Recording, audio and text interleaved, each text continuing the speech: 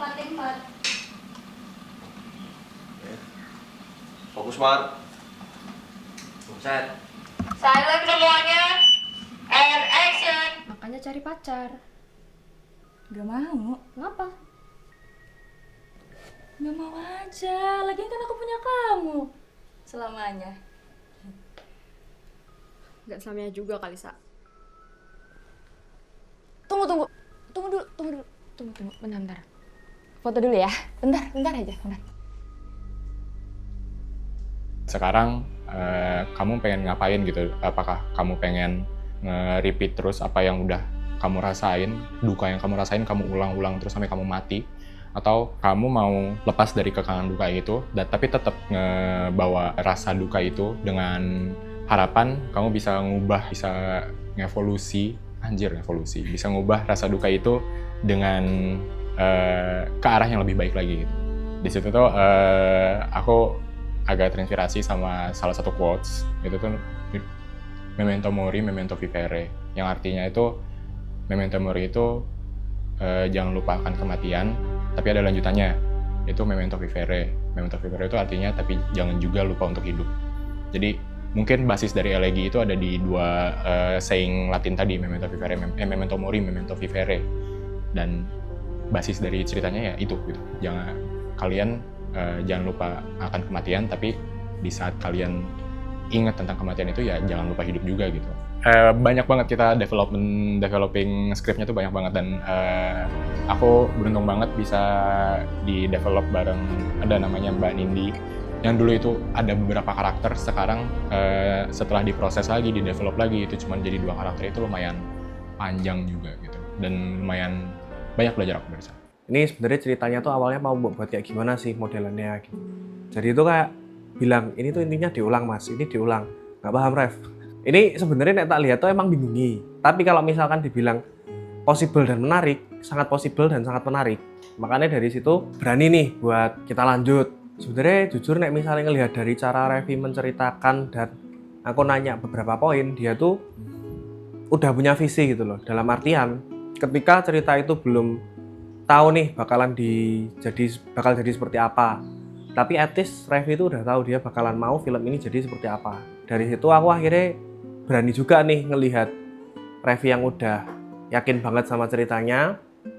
Intinya dia tuh bisa menjelaskan, bukan yang cuma modelan asbun dan nggak tahu sih mas, masih belum tahu sih mas, nggak yang kayak gitu. Intinya bukan tipe yang kayak lost in his own thought gitu loh. Jadi dia tuh masih kayak bisa menjelaskan dan dia tahu apa yang dia mau. Ketambahan lagi beberapa kesempatan tuh dari teman-teman, kan emang lagi semangatnya produksi juga kalau dilihat-lihat ya. Akhirnya ya udah buat project ini kita lampu hijauin lah ibaratnya. Kita berani nih buat produksi.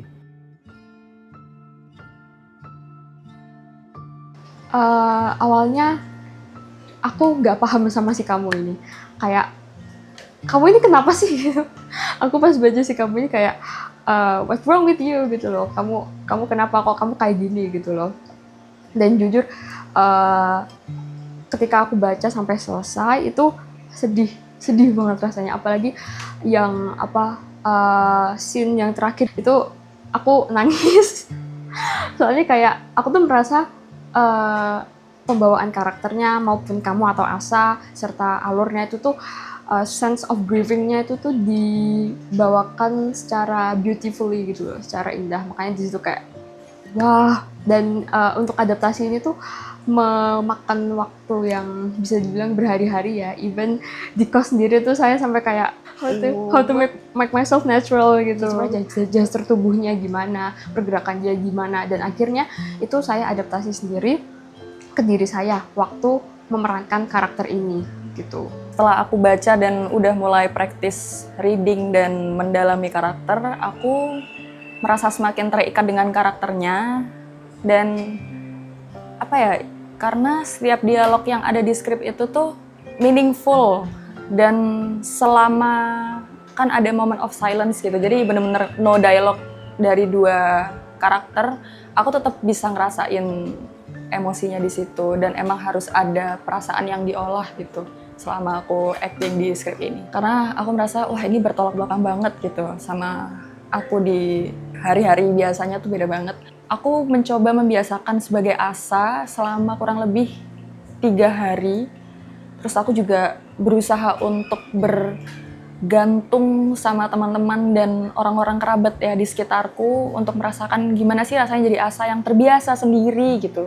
Jadi aku merasakan, oh ternyata alasan Asa untuk bisa sepercaya dan melimpahkan semuanya ke orang itu tuh, oh ternyata kayak gini.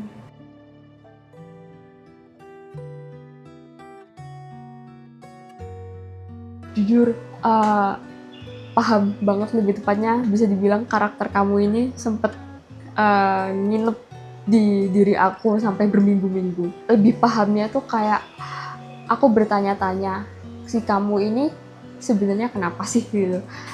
Kayak itu tuh berminggu-minggu jadi pertanyaan di pikiranku, to the point aku malah semakin penasaran perspektifnya kamu ke Asa ini gimana. Kan di film kan kita nunjukin perspektifnya Asa ke kamu kan. Nah tapi di sini aku kayak penasaran, aku deliberating sendiri, perspektifnya kamu ke Asa ini gimana ya. Soal gesturnya ini gimana caranya aku bisa tetap lembut tapi tetap bisa menyampaikan emosi aku, perasaan aku bukan dari muka tapi dari gestur. Jadi kayak lebih menekankan ini, lebih bold gitu lah. Gimana caranya dari gestur itu tuh aku bisa menyampaikan bahwasanya aku bahagia, tapi di situ juga secara implisit menyampaikan salam perpisahanku kepada Asa gitu dari gestur itu. Kayak gimana sih rasa kekosongan itu? Karena kan proses berduka itu aneh gitu ya. Maksudnya tiba-tiba orang yang sudah nggak ada nih, bener-bener jiwanya, raganya tuh udah nggak ada di sini gitu. Itu proses berduka tuh menurutku kalau belum pernah mengalami, ya aku nggak pernah mengalami gitu, kesedihan yang bingung gitu, yang membingungkan. Dan aku ingin tahu rasa kosong yang dipahami Asa selama ditinggal berbulan-bulan tuh kayak gimana.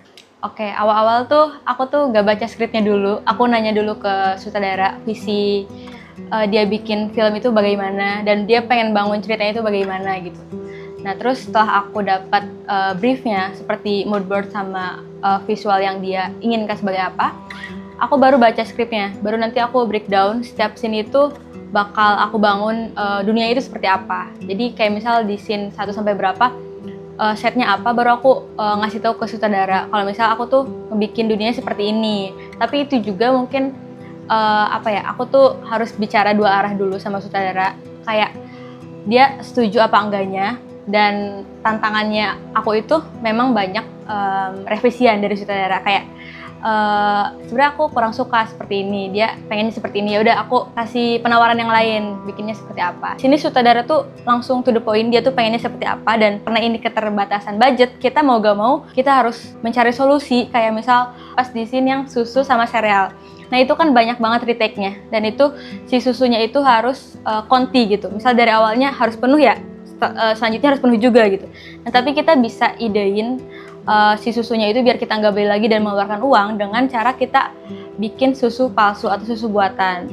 Nah terus di sereal itu, tentu pas di serealnya ditumpahin dan itu udah jatuh ke lantai, itu tuh kita kan nggak bisa masukin lagi serealnya ke wadahnya lagi karena itu udah kotor. Nah kita tuh ngideinnya dengan cara kita memasukkan sebuah barang agar visual si sereal itu tetap naik, tetap di atas gitu, tetap sama seperti scene sebelumnya, seperti itu. Ya gimana ya, namanya rencana ya juga nggak semuanya harus bisa mulus gitu ya.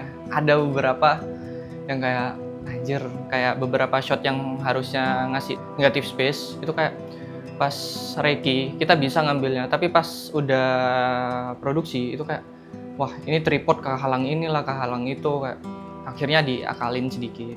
Kebanyakan itu shotnya still, dan juga di sini juga make POV 180 derajat, jadi kamera itu gak lebih dari POV itu, jadi kayak kamera adalah sudut dari penonton itu sendiri, kayak seakan masuk dalam dunianya. Awalnya tuh yang kebayang adalah visual yang yang kayak dreamy banget, soalnya kan ini berkaitan sama waktu juga kan, banyak yang ke masa lalu terus masa depan lagi. Aku kebayangnya yang kayak wah ini bakalan kayak dreamy gitu, awalnya gitu. Tapi akhirnya dikasih mood board dan segala macam sama director, akhirnya ada gambaran yang berbeda. Aku suka gimana cara menggambarkan itu adalah suatu momen di masa lalu, terus kayak menggambarkan sebuah perpisahan yang menurutku di visualnya itu sangat indah. Karena itu pertama kalinya juga aku menggunakan practical effect kayak haze dan segala macam, akhirnya kayak wah asik nih. Ya mungkin kalau aku sih intinya kalau untuk project LG ini nggak lepas dari bantuan setiap orang yang tap in, termasuk ke kru, termasuk orang yang tidak termasuk dalam kru tapi ikut membantu itu ada dari sponsor. Aku berterima kasih banget sama BSM Rental Surabaya, terus sama Barokah Equipment, terus ada juga dari teman-teman Emper Sound. Terus untuk konsumsi kita berterima kasih banget pada Rumah Makan Bandeng Pak Elan 2 sama dari Kluwen Ayam Geprek Oatmeal. Tanpa mereka juga nggak mungkin bisa ini film jadi sebenarnya. Gitu sih. Thank you banget.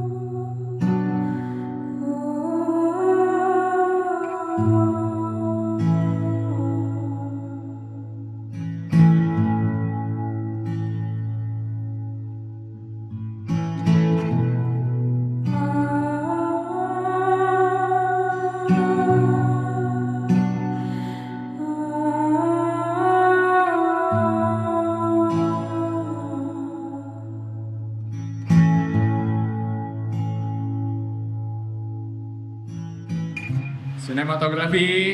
Gak cuma nonton. Itu masih orang